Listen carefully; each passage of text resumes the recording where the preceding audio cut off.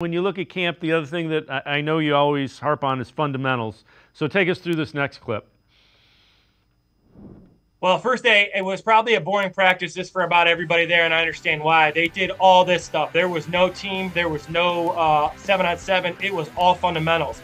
It was great to watch. And if you watch a Jim Schwartz defense or a Kevin Stefanski offense, they are a fundamentally sound team who rarely beats themselves by blown assignments. And what I mean by that is everybody in football gets beat.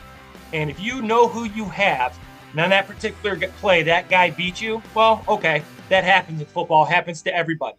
But it's the blown assignments and the poor technique and the poor fundamentals, things that you're able to control.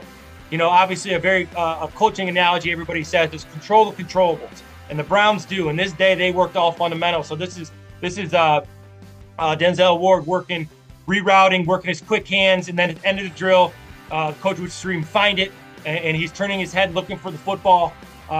Over and over, they work these type of drills. Very, very impressive. Yep, and again, those are cornerbacks going against cornerbacks, but it's hand fighting and those kind of things. Another one, and this time it's Juan Thornhill working on fundamentals. The two things here, right? They're working on driving the ball, distractions. Another side notice here.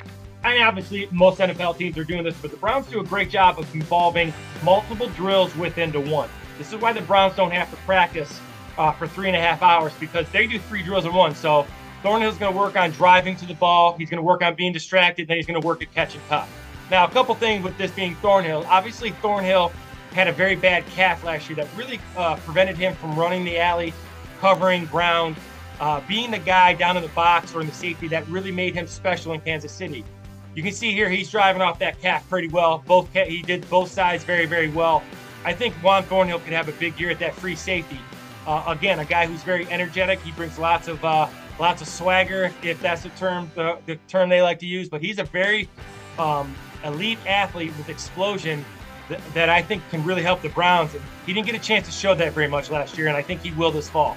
Yeah, I would agree. I'm very anxious to see Juan Thornhill playing free safety back at that center field position at 100%.